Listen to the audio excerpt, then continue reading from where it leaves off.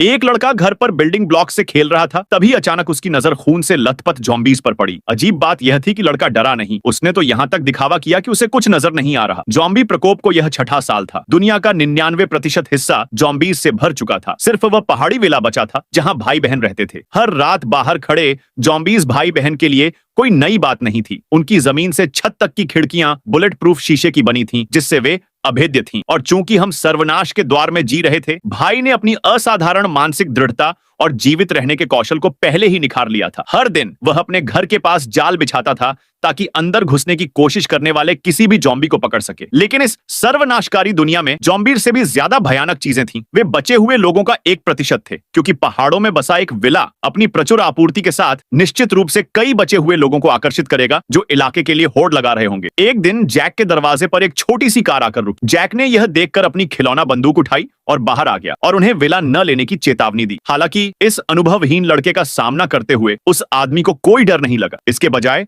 उसने पूछा कि क्या उसके माता पिता घर पर हैं? जैक चुप रहा, उस आदमी की हर हरकत पर अपनी नजर बनाए हुए था। जैक को लगातार कुछ न बोलते देखकर वह आदमी खुशी खुशी मुड़ा और चला गया। उसे पता भी नहीं था कि लड़के के हाथ में कोई साधारण खिलौना बंदूक नहीं, बल्कि एक संशोधित ट्रैंक्विलाइजर बंदूक है। इंजेक्शन लगते ही आदमी तुरंत कोमा में चला जाता है। अगले दिन जैक हमेशा की तरह वह अपनी बहन के साथ बाहर खेल रहा था। अचानक कल वाला आदमी फिर आ गया, इस बार अपनी प्रेमिका के साथ। उसका रवैया ज्यादा मुखर था। उसने जैक की बहन को उठाया और उसके माता पिता के बारे में पूछा। उसे लगा कि वह आदमी किसी छिपे इरादे से आ रहा है, इसलिए जैक ने झूठ बोला और कहा कि उसके माता पिता शहर में सामान लेने गए हैं। लेकिन उस आदमी को जैक की बातों पर यकीन नहीं हुआ। उसने कई दिनों से देखा था कि विला में सिर्फ भाई बहन ही रहते थे। महिला ने कहा कि वे अच्छे लोग हैं और उसके माता पिता के आते ही चले जाएंगे। जैक जानता था कि वे आसानी से नहीं जाएंगे, लेकिन अपनी बहन की सुरक्षा के लिए उसके पास उन्हें अंदर बुलाने के अलावा कोई चारा नहीं था। घर में घुसते ही दोनों आदमियों ने उसे अजनबी नहीं समझा और हर चीज की तलाशी लेने लगे। उन्होंने कभी सोचा भी नहीं था